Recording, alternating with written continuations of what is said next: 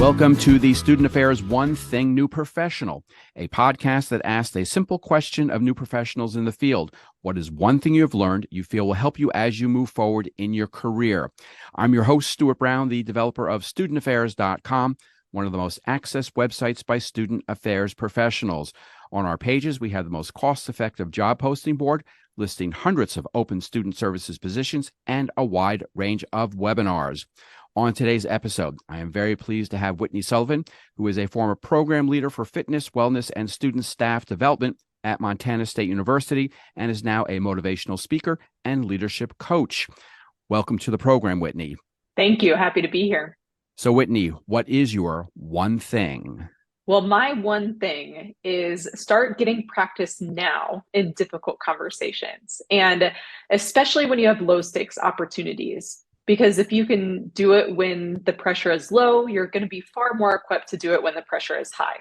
That's a great one thing, something I think a lot of us try to avoid. So how did you come to that one thing? Is there a story behind that, something that happened in your career or in graduate school? I always like to tell people that even leadership coaches have their failures. But in my first professional level leadership role, one of my employees was actually transferred to another team because I had failed to lead them.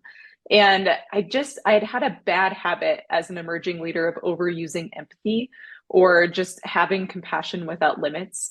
And I didn't realize at the time that being empathetic didn't mean I shouldn't also give critical feedback, uphold expectations, set boundaries, and that empathy didn't mean I wasn't ever going to upset somebody with a difficult conversation. And so I learned from that failure, and I hope to share the fruits of that failure with anyone that might need it, that, empathy is more how we show up to those conversations, and it's a stance we take, it's a mindset of curiosity, and it's a skill of perspective taking that we build. But empathy, we can be empathetic and do those difficult conversations as well.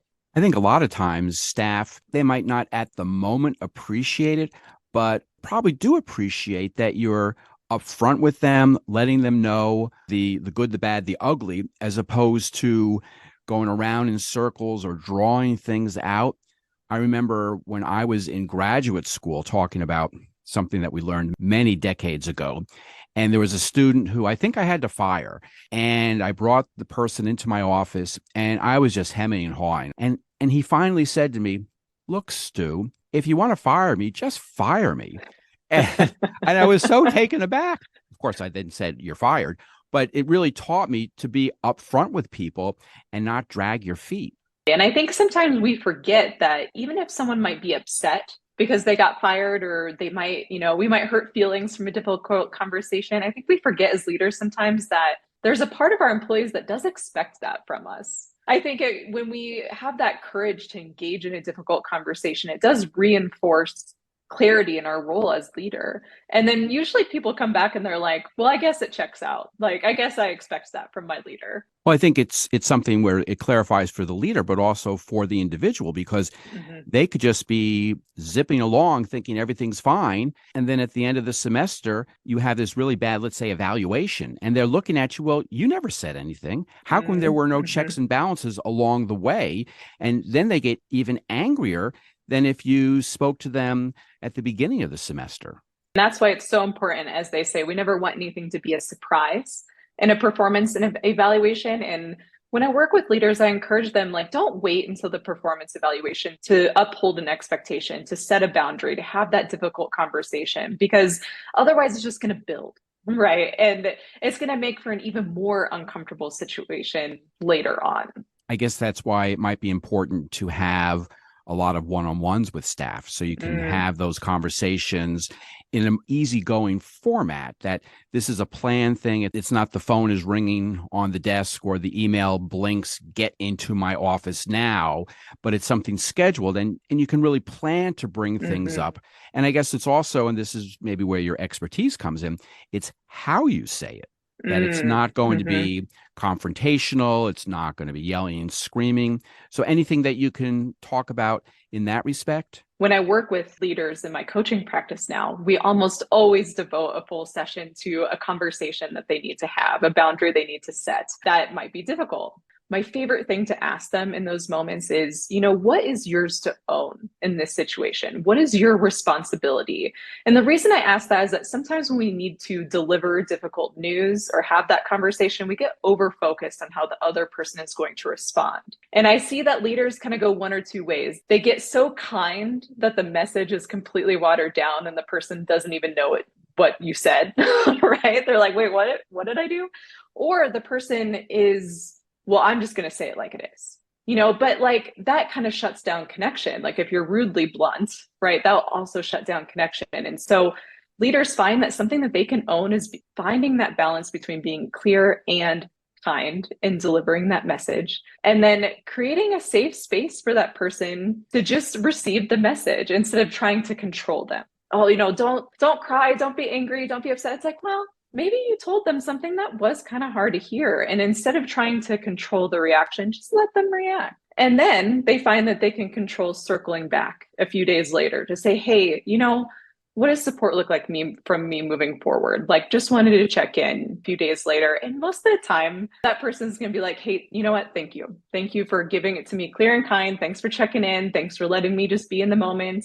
And like we were talking about earlier, it's like they had that time to process the message and be like, oh, yeah, I guess that's what I expect from my leader. Is this a two-way street? Not only the leader talking to the subordinate, but also the other way around. And how does that work? Where the subordinate maybe has the freedom or the comfort factor to speak with the supervisor on, these are things that I don't think you're doing or that I need more assistance with. It's absolutely a two-way street. And I would really applaud anyone that had the courage to share that with a supervisor or with a leader, because it takes a lot of courage to say, hey, like, this isn't working, or I need to give this feedback. And especially from supervisor to leader, phrasing that I encourage folks to use is contrasting language. You know, something like, hey, this is what's working for me here, but what's not working for me is. And it kind of helps balance out that message and deliver it. Because I think what employees typically fear in those moments is that they don't want to be a complainer, right? Or they don't want it to make it seem like they're failing or something like that. So contrasting language can be really powerful when you're going through this process from employee to supervisor and the other way around. But otherwise, absolutely, the process totally applies to any conversation, difficult conversation you might have to have. Whitney, I want to thank you for sharing your one thing. I think this is so important, especially for individuals in student affairs that are starting out. This is something that it's going to be uncomfortable, and maybe graduate students can practice among their colleagues or in their positions, but it's something that you want to work out at the beginning of your career, not at the mid or upper level, because then it's just going to make it harder, I think, for everyone. You've been listening to the Student Affairs One Thing New Professional, a podcast that asks a simple question of new professionals in the field.